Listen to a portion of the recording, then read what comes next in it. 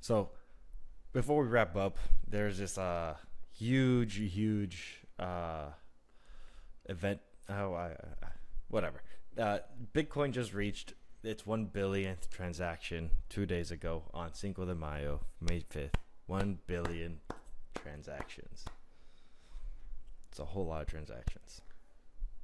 Solana has 140 billion, but okay. Yeah, but Bitcoin's much slower, William. You know that. You know that. Every Solana hater, and Solana freezes every other weekend. That is true.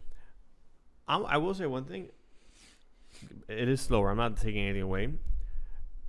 1 billion transactions on one of the biggest chains that is as slow as it is, with the least amount of usage on top of the chain itself, is impressive. That is true. That is true. When you put it in context, it is pretty impressive. Like you don't build smart contracts on Bitcoin itself. There's not much you can do on it. So it's just literally, this is just money going one way towards the other for the most part. Well, actually, right during the halving event, there's like this new feature for Bitcoin that just came out. It's called Runes. It's kind of like a continuation of the BRC20 and the ordinals thing. Gotcha. That's part of the reason why transaction fees shot up like crazy and transactions just blew up. Yeah. So it is supposed to be, to a degree, some type of smart contracts enabled on Bitcoin. But granted, it's not Bitcoin main chain, but still considered to a degree by some people Bitcoin. And gotcha. Transactions for Runes were, I think, like around 800,000 transactions per day when they first launched. But recently, on May 5th, it dropped down to 304,306. Wow. Yeah, so it has significantly decreased overall from its launch. 6% almost. Yeah, and with that also, since transactions are slowing down, miners' fees have also dropped down. So transaction fees for Bitcoin were ranging around $40 per transaction. And now they dropped down to about $10 per transaction. I saw a thing that miners are going to have to start setting Bitcoin at $80,000 to break even, or to make to stay as profitable as they are, or to break even. It was one of those two. So the thing I saw was Bitcoin would have to get there. The time frame needed to get there is going to be a lot quicker than what we think. So that miners can stay profitable before they all start shutting down, and then that'll create a whole thing on its own. Yeah, so miners are starting to feel that having an effect. Yeah, go in, and they're kind of like trying to scrap on by for as long as possible before they have to sell some Bitcoin. Yeah. Or more Bitcoin than they'd want to, at least. And then additionally, kind of stepping away from the Bitcoin transactions in terms of miners and stuff like that, we did have a huge whale do a massively large transaction. Okay.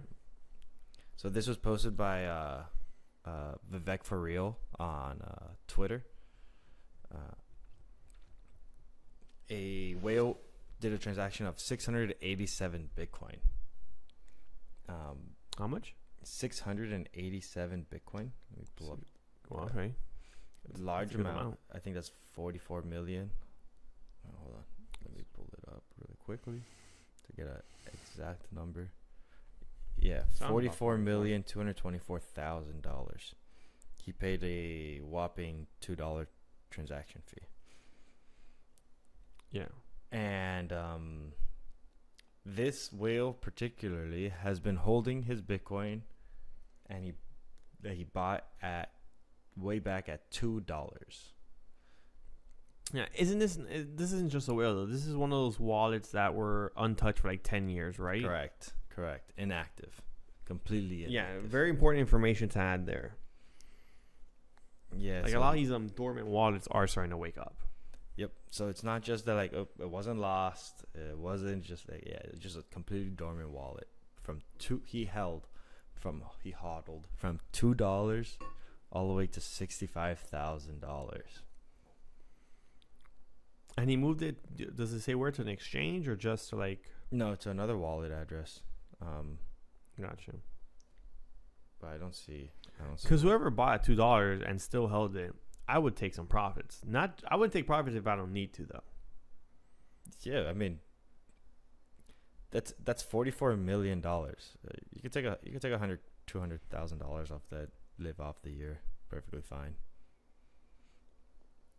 Like I said, depends what you're trying to do. Yeah, if you want to live a regular life, it depends on what you want to live a regular life. You can sell. You need to sell 200,000. You're gonna get taxed 30% on it. Well, no, 20% in this situation. I don't even know. Why 20%? Yeah, you get taxed like. Well, it depends where he lives, but like if he does pay capital gains tax, if he wants to cash out for actual dollars, right? Yeah. This will have to be reported. So assume he sells it, it'll be 20% because it's a long-term holdings. Assume 20, depending on his income and everything else. Like 20 is a safe number.